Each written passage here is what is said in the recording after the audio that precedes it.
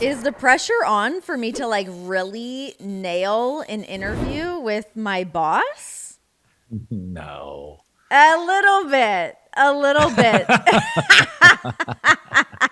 No That's funny. judgment being passed whatsoever. How are you doing? I once had to interview Barack Obama twice. That was nerve wracking. How do you prepare for something like that?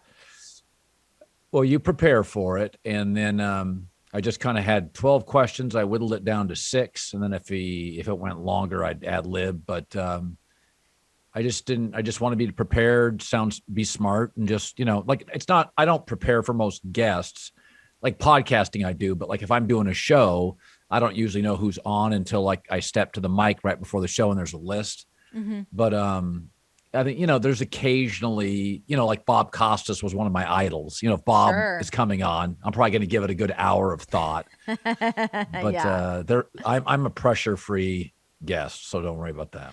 Well, I don't know. I feel like I go back and forth. There's times that I feel like I put in a ton of work on certain interviews of like what I want to ask someone and blah, blah, blah. But then there's other times when I just throw caution to the wind. And those end up being my favorite interviews, usually, to just like see what's going to happen, turn on the mic and figure it out. That's not what I'm doing here with you today because I felt like I should prepare a little bit. That's funny. How do you juggle everything? I mean, how do you juggle from living your life, doing the herd, launching the volume? How are you doing all of this? I think I surround myself with really good people. I'm not a meddler.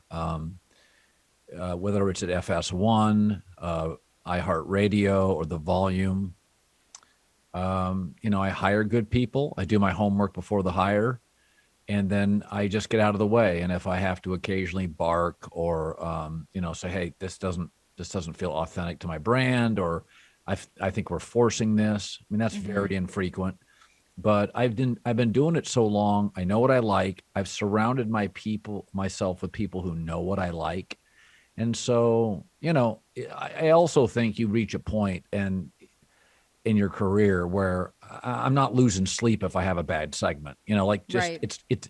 I mean, I say this and it sounds glib, but the greatest basketball player ever, Michael Jordan, literally missed half his shots. Derek Jeter, 7 out of 10 times, did not get on base. Like you can't let it get to your head. Prep, let it rip, go have a cocktail. Don't overthink it. How long did it take you to get to that point? About 10 years, I think 32, 33 years old. I just felt like you're stressing out too much. Just let it rip, be natural. I also think about 32, 33. I kind of found my voice. Up to that point, I was doing, 10% of this person, 10% of that person. I had influences, a little Letterman, a little Costas, just people that were broadcasting idols, a little Johnny Carson. And then all of a sudden Love one me day some you just Johnny you've Carson. talked so much, you stop thinking about them and you just become the best version of you. But that's why I take criticism pretty well. I'm not trying to bat 1,000 here. I'm not going to be precious on stuff. I have bad Just keep segments. I Yeah, misread shit. It's just like you read the wrong stat and you sure. have done that this week. I mean, it just happens. You can't worry about it. And, Yeah. also there are people in my life who have resumes that deserve my attention. If a successful broadcaster or a successful executive comes to me and questions something, that's different than a random guy on Twitter. Of Who are course. you? Yeah. Everybody's great on Twitter. I'm not really interested. Oh my God. I was literally just saying that right before you hopped on here, but in like sort of a different context that somebody had tweeted at me trying to like burn me in some capacity. And I responded with the accurate reason of, what happened. And they're like, just kidding. Huge fan, big supporter. It's like, oh my God, stay off the internet. That stuff Yeah. drives me bonkers. People just trying to get attention or screaming into the abyss on this Well, blue I little mean, bird you machine. you were in you've done some stand up, right? I mean, I would use that term very loosely. I have. It wasn't the thing that I was like, the only reason I ever did stand up was because, kind of like you just mentioned, you have your idols, these people that you really look up to. For me, that was Tina Fey, Amy Poehler, Sarah Silverman. Those were, and Chelsea Handler was a huge one for me. And those women all had done stand-up to some degree, maybe not so much Tina Fey and Amy Poehler, but that was something I just felt like, I'm like, well, if they're doing that, I gotta just go give it a shot. And it was terrifying. But no, it was not the thing that I wanted to do. But think about that. Think how long it takes a comedian to go on stage, work out an act at the Comedy Store or at home before they nail it. Yes. We don't get that. Yeah. We're not actors where it's edited. We're not writers where you have a copy editor. Local news is a teleprompter. I am ad-libbing for 3 hours a day. No shit. I have an occasional bad interview or guest. I mean, like, he can't. This is live. And now podcasting's different. I do a podcast. I can edit out a bad moment. That's why I sound much more, it's much more ideal, right? As a platform, because I can edit out rough spots. But when I'm doing that 3 hour show, I'm not sure, mistakes. It's part of it, man. The greatest people, I mean, Tom Hanks has had bombs. Marlon Brando had 8 awful movies, and those were edited. Yeah. And he chose them, and he worked a year on them. Like, Will Ferrell's brilliant. He's had awful movies and bad stand-ups and terrible Saturday Night Live skits. We're artists. We're performing. You're not. The minute you get out of the perfect thing, the funnier you get. Yes. Yes, of course.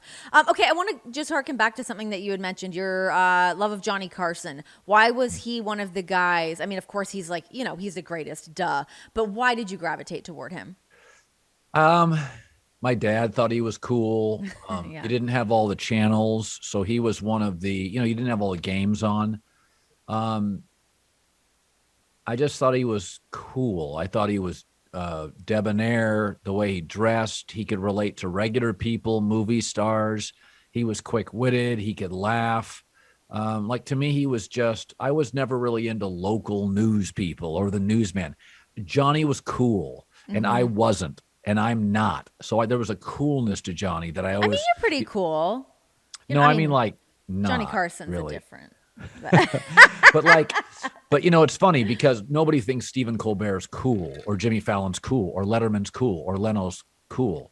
No one's been cool like Johnny Carson. Nobody. He was cool. He was good looking, and women, movie stars flirted with him. Yeah. And I just think as a kid, it was just, my dad was kind of a tall, I thought, pretty good looking guy. And you kind of look up to your dad, and maybe there was some connection I didn't have, but it was like, it was just, when I looked at Johnny Carson, I thought, I like sports, but that was the first person I watched on TV and thought, I'd love to do that. But I'm not funny enough. I don't know enough about pop culture and Hollywood, and I really gravitated to sports. So even when I liked sportscasters, it was usually Costas was funny. You know what I mean? He really knew how to wear a turtleneck. That's for damn sure. Yeah. Yes. So it's just one of those things where, and I think I've bridged that, where I have a sense of humor. I don't take myself too seriously. That's why podcasting works for me. Like, it's an easy, there's no rigidity with it. It's kind of let it rip. And I think that works for my personality. I'm not a teleprompter reader. I'm not a host, the stoic host. There are hosts I watch, and they're so good at what they do, and they're so refined, and they're so classically hosty. And I'm not. Was there ever times in your career that those like more traditional hosty gigs were offered to you? I mean, the brand that you have built, I'm sure some of those opportunities must have come your way with that like big shiny floor and, that's kind of situation. Well, to be honest, Renee, it didn't exist. So I grew up in a world of columnists, local sportscasters, and play-by-play guys. There wasn't a me. When I went to ESPN, I've told this story before, the first 5 years, they didn't know what to do with me. They're like, he doesn't do play-by-play. He's not really a host. He's got strong opinions. In fact, John Walsh, kind of the more cerebral of the executives at ESPN, kind of the prince of journalism. It all went through John. And John liked me, and I wasn't traditional. So John said, you're the company theorist. You make us all think. And that was the first person at ESPN after 5 years that said, they're trying to pigeonhole you here, and what you are is one of one. You're the company theorist. I drive to work, I listen to you, and then you create topics for other shows that people didn't think about. And that was the first person at the company. And I thought, yeah, That's kind of what I feel like I am. Like I'm not Mike and Mike. I'm not the other people. And that's okay. I can't host like Scott Van Pelt. I can't do play-by-play like a Joe Buck. That's not what I am. And so I've never worried about comparing myself to others because this is what I do. It's my act. It's authentic. And I hope you like it. It's really interesting how that happens where, I feel like somebody in your role, in the role that I've done throughout my career, I've worn so many different hats because I often Yes. feel a lot of the same thing of people don't really know what to do with me. They're not really sure where to place me. And when I started doing commentary for Raw, they were just like, essentially at the time I was the best person for the job to step in there and do that. But like, I've never done play by play. I had not a clue what I was doing. So I'm thrown into the deep end trying to figure it out on national television, in this insane situation. But that was not my strong suit. And it's funny how people often think when you just see someone working in sports of like, oh, well, you can do that and you can do that and you can do that. But they are really different roles. And it's really hard to succeed at all of them. When I created the volume, my takeaway was I wanted to hire people because I couldn't get into bidding wars with Fox and ESPN. So I wanted to hire people that they wouldn't know what to do with. Mm-hmm. Jenkins and Jones, Renee, what would you do? Where would you put her? So I wanted to talk about the same sports, but I just wanted different angles on it. So I looked for people who did things differently. Mm-hmm. And so I've had a lot of people, really talented people. You'd be surprised by the list of really, really top end people that have asked, hey, can I be part of the volume? And it just doesn't fit what I'm trying to do. I'm not looking for traditional broadcasters. I want personalities. That's what I want.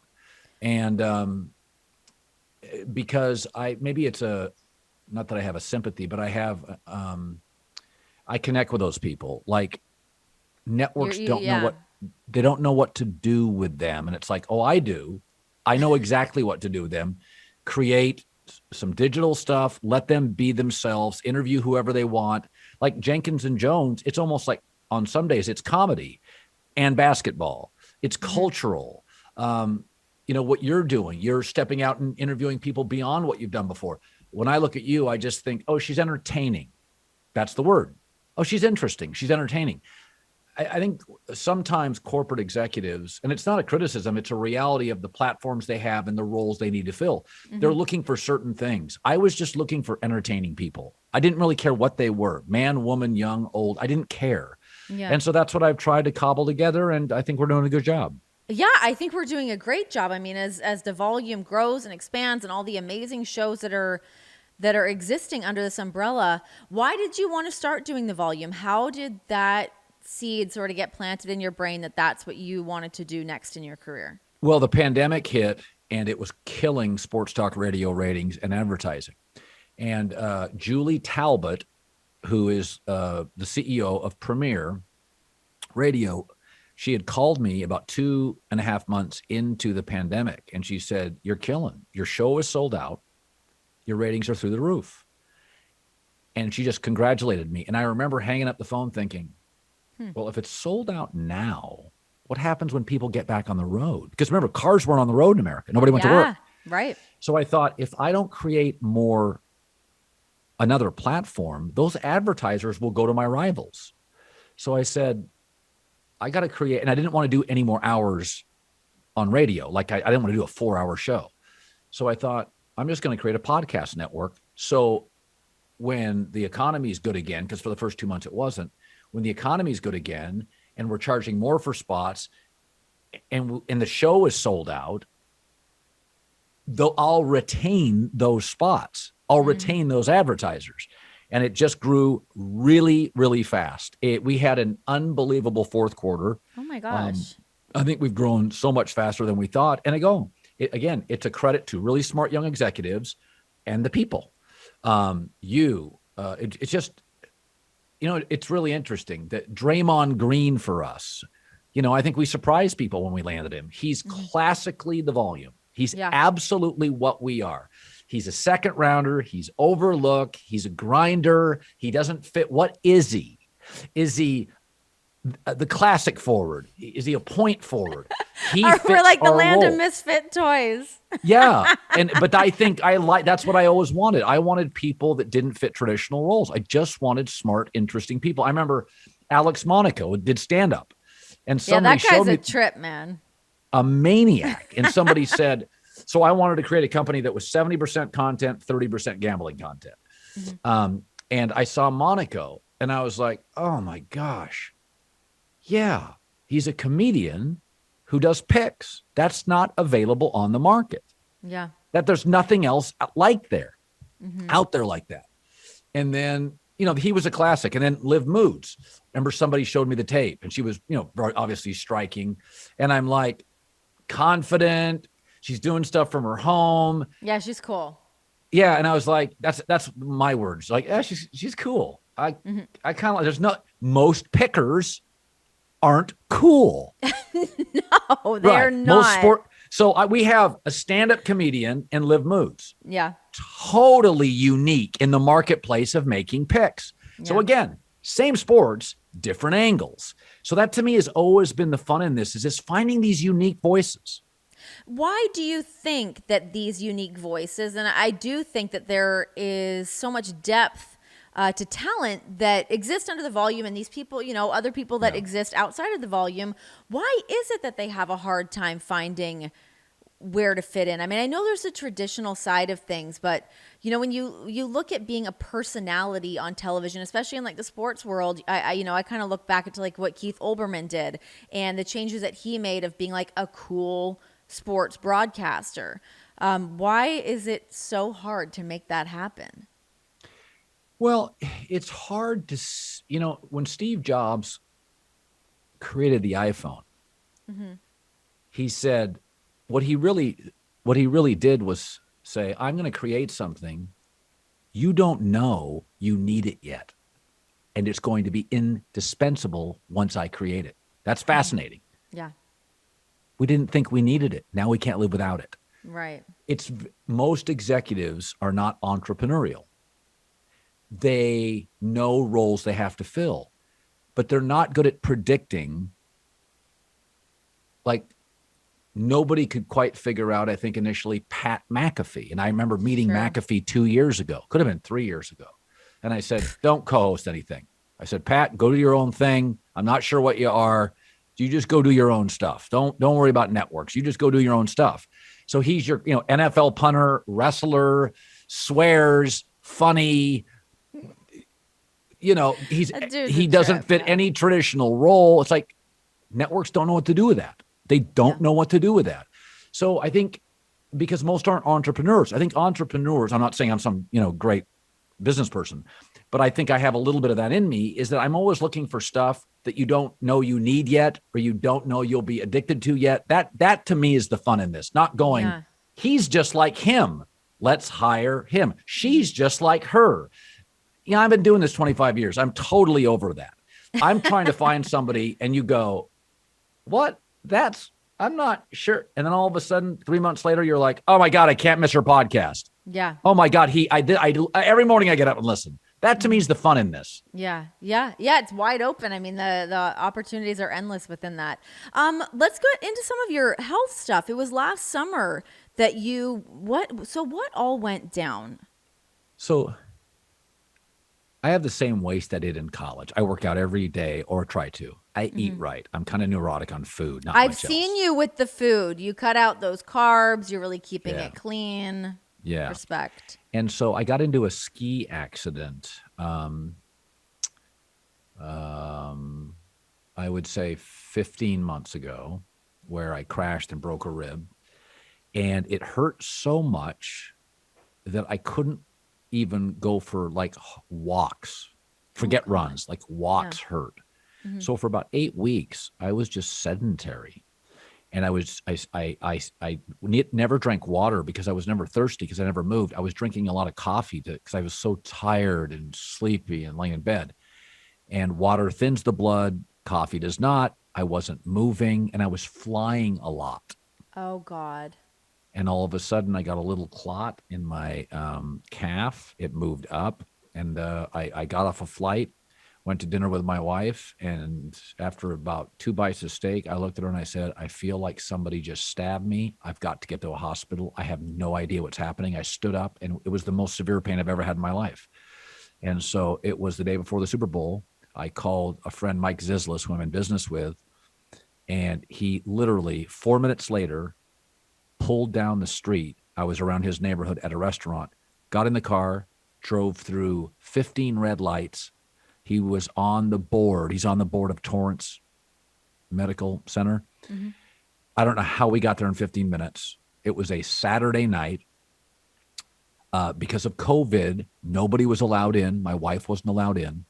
So I'm sitting there on a bed and they think it's COVID. They take all these tests and they're like, you have a blood clot. Holy shit. And I was like, That's so terrifying. yeah. And so I didn't even know what to say. And then they put me upstairs in this, area that was a little more serious. And then I would say 36 hours later, I watched the Super Bowl. Brady beat the Chiefs. 36 hours later, I could still feel it, but I was on blood thinners. And, they let me go. It didn't, I refused. So I got off the painkillers. I just refused to take them. And so the first 2 days out were painful, like everything hurt. But Why didn't you want to take the painkillers? Because I've heard of people getting addicted to painkillers, and I don't even like taking aspirin. Fair. And then I was on blood thinners for about 2 months, maybe a little longer. And they kept, battery of blood tests. They couldn't find anything. So it just happens. It was a series of events. But let me tell you something. When you have a blood clot and it's COVID and you're in the emergency room and it was so funny because I went through this, was it CAT scan or whatever it is, you go through, you get x-rayed. And the guy dropped me. So I was on this bed. Shut up. I dropped it.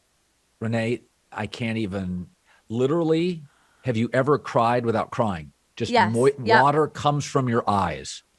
I was in such I was in such severe pain.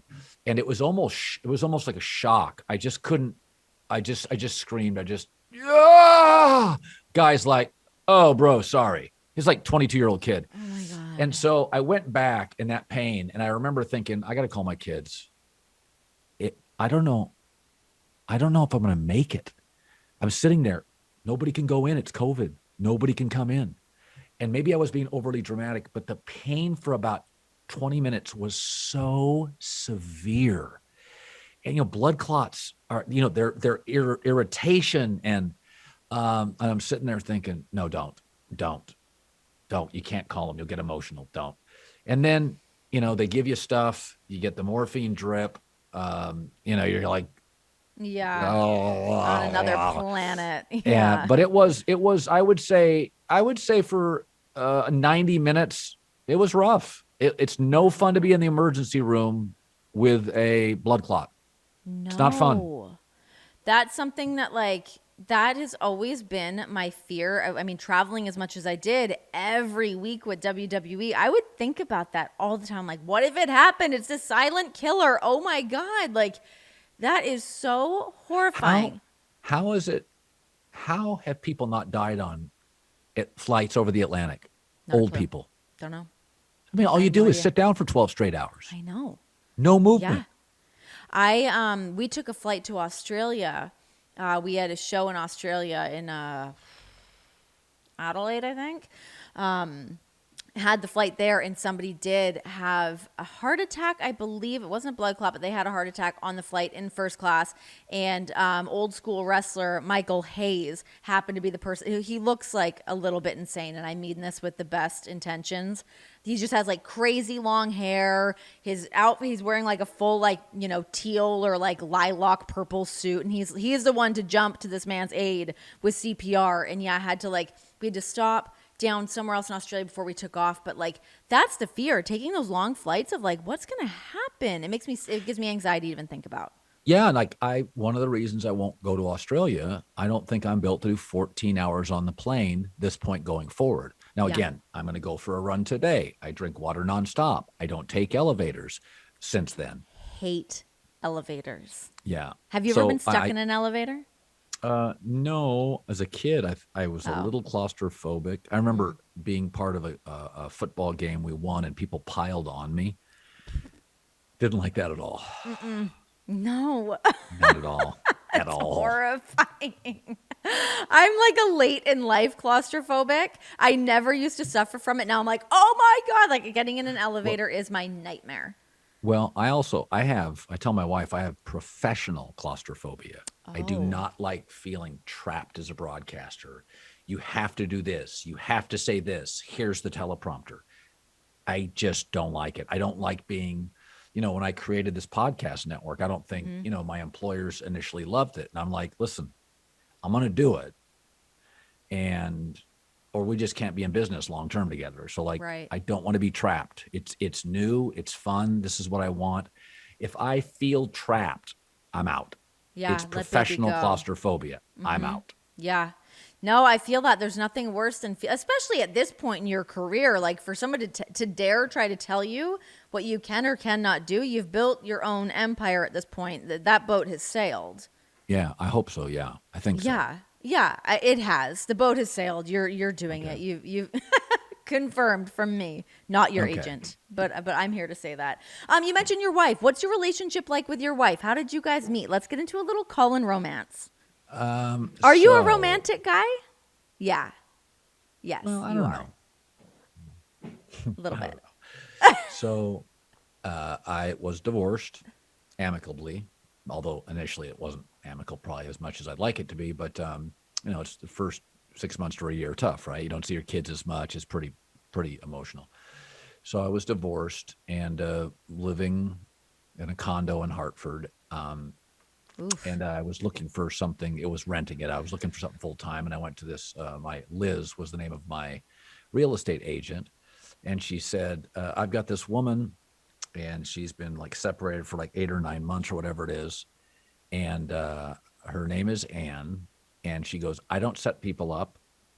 I'm not saying it's from me, but she's a designer, and you said you were looking for a designer if you bought your place. So here's her number." So Liz is not the kind of, she goes, I'm not a matchmaker. I will deny it. So as she was talking, I dialed Anne's number and put it on speaker. And Liz is like, looks at me and I said, hey, Anne, I heard you're hot. Let's go out. Liz Tier totally set me up. And Liz starts screaming, you blankety blank. And Anne's laughing and Liz is screaming. And I said, hey, I need a designer, but I'd love to go out with you. So we met and I knew. Wait, you hired her as your designer and booked a date all in one phone call? Well, I said, Liz said I need a designer, but she said we also are compatible. So we went out and I knew instantly. I just knew. She was really culturally with it and funny and attractive and socially, you could have a cocktail with her. She was just easy breezy talker. And I just knew it. And, we'd both felt kind of, if not vulnerable, we'd both been kind of beaten up a little bit. We were just we're looking for companionship and fun and laughs. Cause when you go through that, man, it's dark. Sure. I think we both kind of looked at each other and thought, this will be fun. She was a really fun personality. And then she broke up with me 6 times in 6 months. Oh, God. Damn. Oh, How yeah, did you she get broke her to up. keep taking you back? Were you like out I with like don't the know. stereo outside her house? Well, I don't want to bore your audience, but I went to. We love the emotional stories. You kidding me? This is what we're all here for. We talked about the broadcasting stuff. I want this. That's so boring. Cut that shit out. So this is the good stuff. So I went to. I had an epiphany. So we broke up a lot and stuff. And even I would say, the first year of our marriage, she's a feisty Irish girl with a strong point of view, very creative. She's an artist. She's a redhead, isn't she? Yeah, redhead, beautiful redhead. I like that a lot. Yeah. And I went to a therapist, and I think I've told this story on some platforms. So I'd been to him about 10, 12 times. I had moved from Los Angeles, and it was just a lot. I was moving kids and family and schools, a new job, just tons of stress. And I said, I feel some anxiety. I got to talk myself out of this stuff. So it was the 10th or 12th meeting with this therapist. And anyway, in the meeting, he mentioned something, and he goes, that's why you can't see the frog. And I went, what? And he goes, yeah, that's why you can't see the frog. What frog? And I said, what are you talking about? I thought it was code for something, right? Yeah. And he said, move your eyes up 2 inches. And I moved my eyes up, and there was a giant frog hanging from one of his lights. And he said, it's been there 5 years. You've never seen it. He goes, that's your brain type. He goes, your wife would walk in here. The next time she would come in, if I removed it, if I changed colors, she would know everything in this office. Mm-hmm. And it was a real eye opener for me. We have never argued much since. That was Wow. a long time ago. And it was really an eye opener that we have different brains. I have to accept, it's really made me think differently about people in general. Mm-hmm. Is that you go to these social media platforms and everybody's trying to convince everybody else to think like them. And we all have different brain types. Mm-hmm. I married an artist. So the laughs are big. The fights are feisty.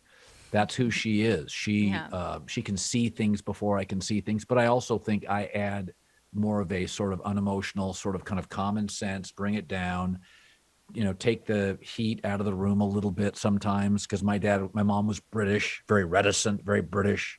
My dad was the stoic doctor. So that's my brain type. And hers is the opposite. But it was a real moment where I was like, why am I trying to make her think like me? What's the point of this? This is really not good for us. Well, I feel And like a from lot that of point, people in relationships, they do that. They feel like we're together and now we're going to become the same person. We've got to be the same all the time. And like, what a curse that is. well, yeah, I mean, you're turned on by a guy. The woman is like, he's kind of flirting this and that. And then you marry him. It's like, well, why aren't you in bed by 9? It's like, Yeah. because Yeah. That's you not met who him at married. 10. Yeah. Yeah. Yeah. That's right. What made you start getting into therapy? I love a good therapy session. I don't even do therapy, but I love that other people do therapy. I should do therapy. This is my therapy. Well, I think when I was in my 20s, so I put my kids now occasionally in therapy if they have an issue, because I'm not a professional. Go talk to a therapist. What do they think? Here's a voice that's not judging you. So I think I was in my 20s in Las Vegas, and multiple divorces with my parents, and I think I just wanted a smart, older set of ears, and I just talked, and I almost performed. My friends were all my age, 24, and I just wanted somebody smart to listen and figure out some of my idiosyncratic issues. And some of it was probably low-level Asperger's, which I have, or autism. It's probably a low level. Do you have that for real? I think I'm on the low end of the spectrum. Yeah. I mean, say I to my know. husband all the time that I think he is. Yeah, I have a little bit of it. So Yeah. yeah, I think I have a little bit of that. So I just wanted to figure it out. I knew I acted differently and thought differently than other people. I talked to myself a lot. Just how I process stuff. I just don't think it's normal, Did you get tested for that, for like to see if you're on the spectrum of autism or Asperger's? No, but I've talked to people with it, and I'm like, oh yeah, I understand totally. What? Interesting. Yeah. So I just self-diagnosis. I just felt I needed a sounding board, and then I always do the same thing. I go 6, 7, 8 times. Fine. 5 or 6 years later, I'm like, because I don't want to be neurotic. And then about 5 or 6 years later, I'm in a spot here. Let me. And so I'll go, and I haven't done it since that time. So I haven't done it in years, but I'm always open to, a fresh set of ears and perspectives. That's really interesting at like 24 for you to be that young. Because I mean, now that's all everyone talks about is mental health, and we all. That was 30 years ago. Yeah, like that's really impressive. That you kind of had the wherewithal to go in and do that at that time, because it certainly was not as popular as it is now. Was it hard for you to come to that conclusion that you wanted to go into therapy, or did it make you feel like that stigma of that? Like, no, I'm I wacko? was really excited about it. And you know what I was finding? That the women I was dating, at this time I was single, the women I was dating, they were all saying the same thing. I don't know how. I mean, they all liked me, but they would be like, "Oh, no other woman could deal with this." They all said that. And after about the 4th woman I dated, they're all like, I just, oh boy, you're different. They'd all dated guys. Like, what were some of these things? What were the hang-ups? I was just so willful and dogmatic about what I believed, and you couldn't stop me. And I was not uncaring, but just so driven. I would stay home on a Friday night and tape broadcasters on a cassette, study them and write. And these women were just like, this is not normal. I've dated other men. This is now, of course, I haven't talked to a lot of those women in a long time. But now the women over the last 20 years have been like, I always knew you were going to do great, and I'm like, you dumped me. What? You're right. You broke my heart. What are you talking about? Wasn't good enough then when I was grinding away and it seemed insane, but now that it's my job, it's cool all of a sudden. Thanks. Yeah, right. That's so funny. You as a dad, what do you like as a dad with your kids? Not a helicopter parent. I would rather they make mistakes while, they were either living with me, or I feel like I'm more of a seminal voice in their life. They get married. Nobody, you're going to avoid me, right? So you're going to have another influence in your life. But I think, pre 21, I can have more of an influence. I'm kind of, again, they're human beings. They're not human doings. So they're going to do what they want to do, and I let them. They both have a strong point of view. They're very different, very different. Sometimes I think my daughter would be happy being kind of a successful hippie, just kind of traveling. And, she's just can be very chill. My son is very techie and very driven. And I try to be there for them, support them, not spoil them.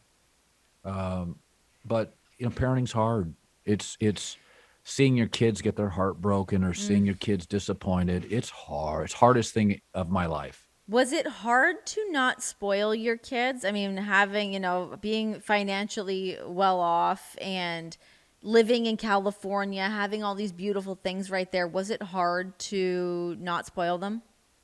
We've always had a rule: education and experiences will spare no cost. I'm going to give you experiences and any education. We're not going to talk about what it costs. It is what it is.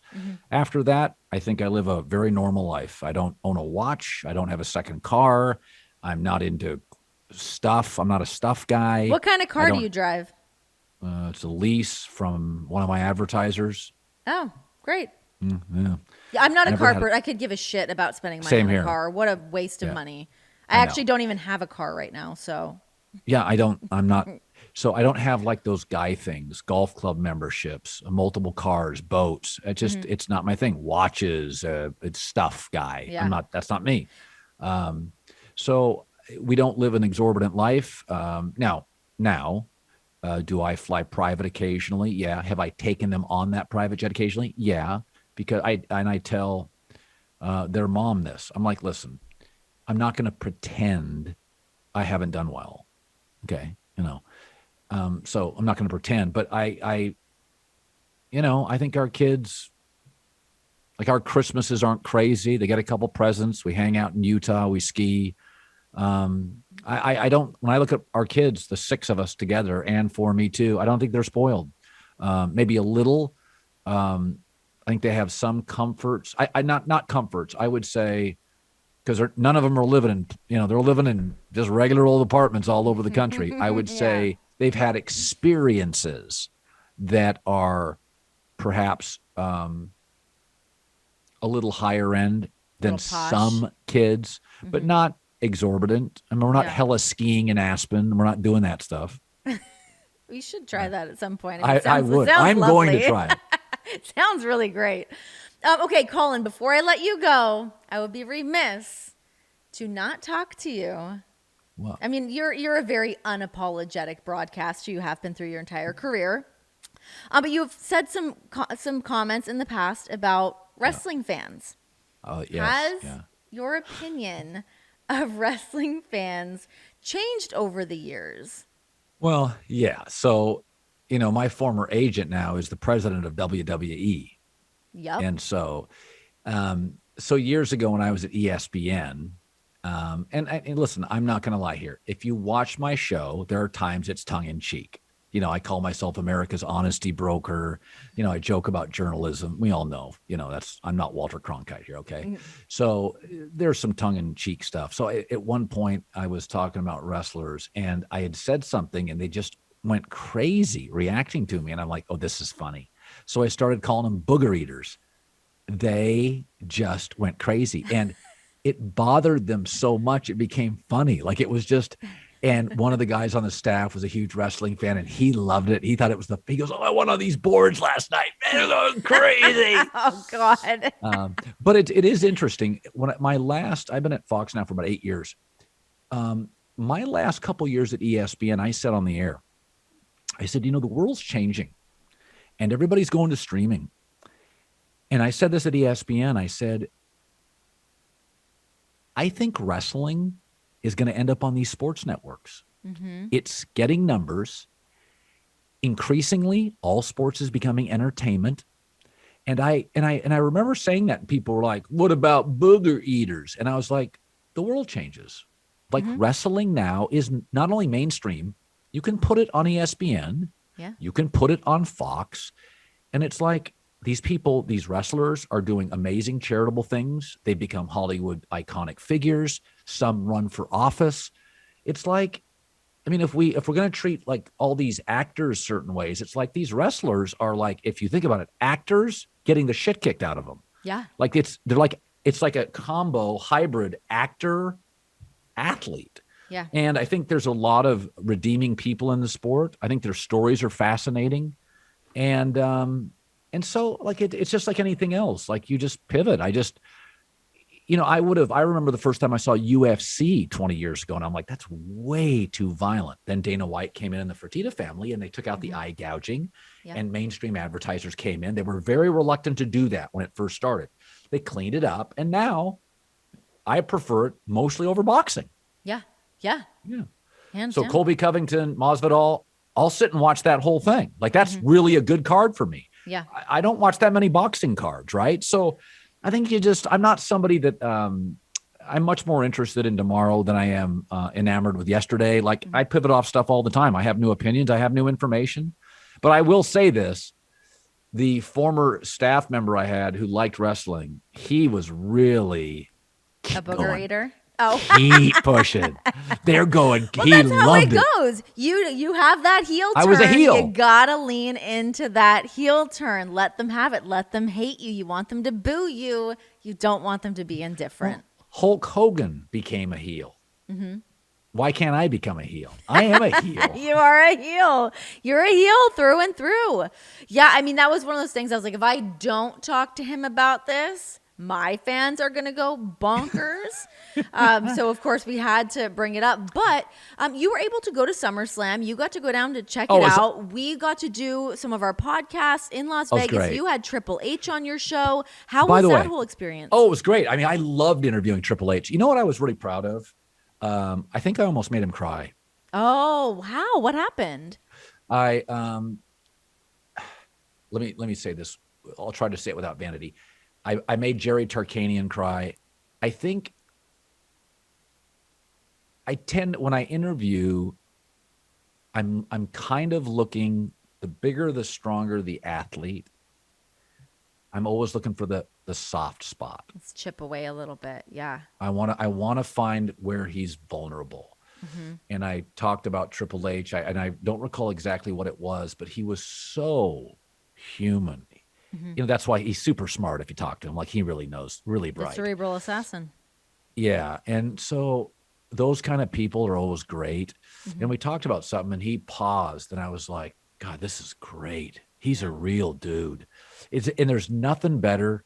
Some of these guys like Stone Cold and Triple H. These guys, The Rock, these are Cena. They're massive people. But the stuff that bothers them is the stuff that bothers the insecure little 12-year-old kid, right? Like, I think I once I knew this woman, she was a child psychologist. And she said, like, the stuff that injures you at 8, it never goes away. Yep. Those bruises stick around. Forever. Yeah. And you find these big, strong athletes, man, and you have Tom Brady still crying about where he was drafted. Money doesn't solve it. Success doesn't solve it. Hurt is hurt. And that Triple H interview in Vegas, I came off that and I was like, that's a top 10 for me. I loved it. Wow. You know, it's Such a really moment. funny for you saying that because honestly, I feel like I've been very reflective in my own podcast lately, having a lot of those similar moments.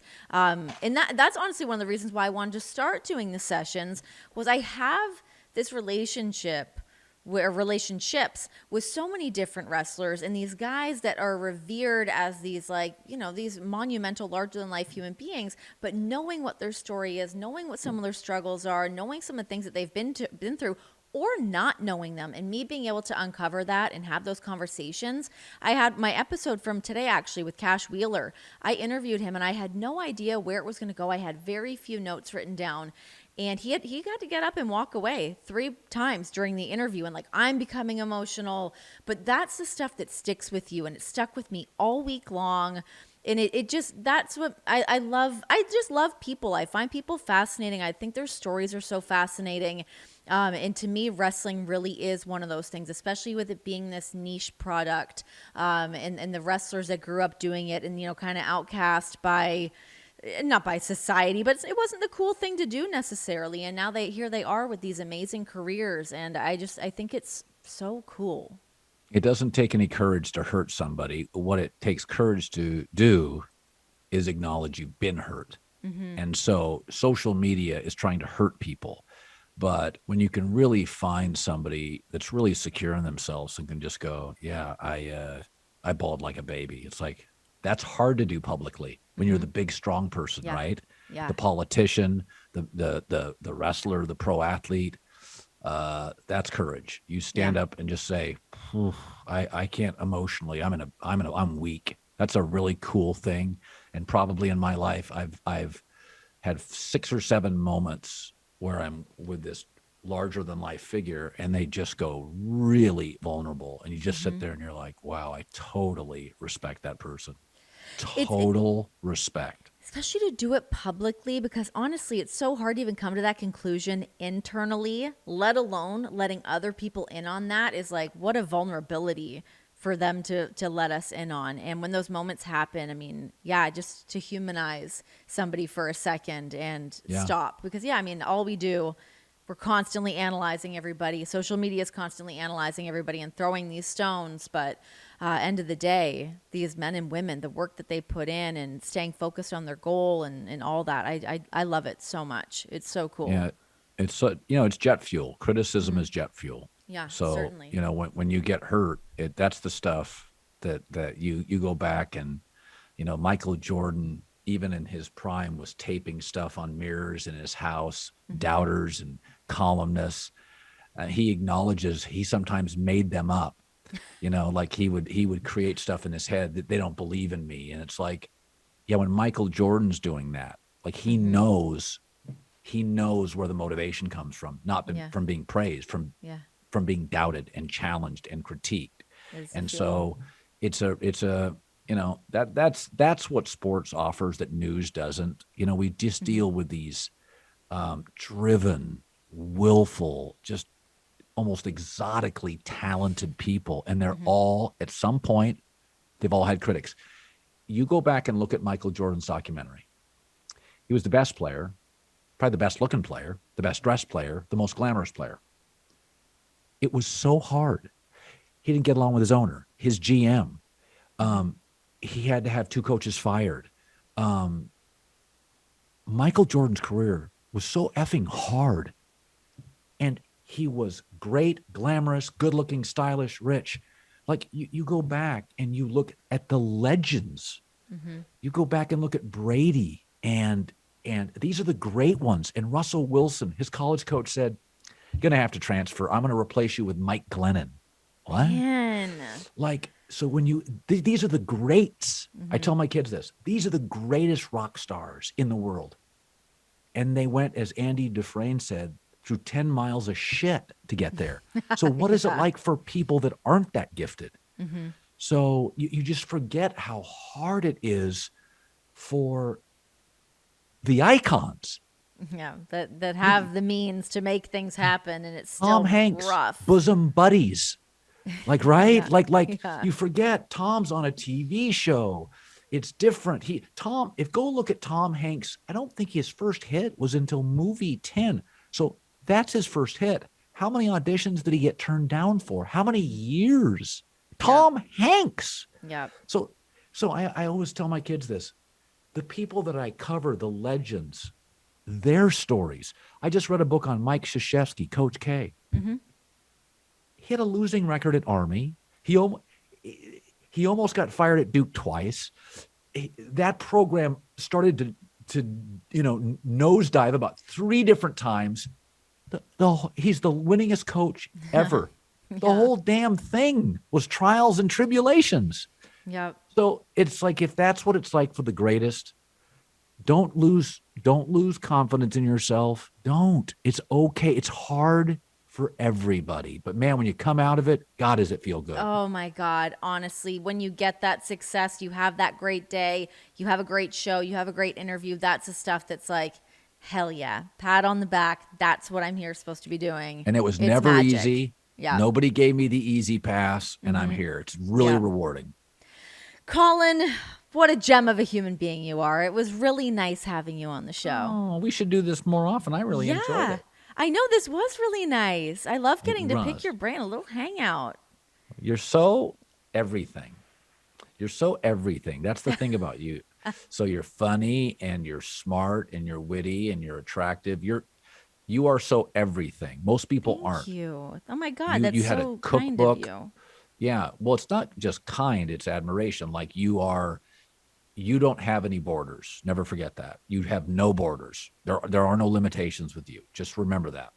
I try to keep them that way. And it's funny, sometimes I like, especially now in my like mid 30s, I'm like, should I have had more borders? Do I need a border? I think about that sometimes, but it's really cool sort of navigating and wading through the water and picking and choosing those moments. Well, It's society more, largely boxes all of us in, right?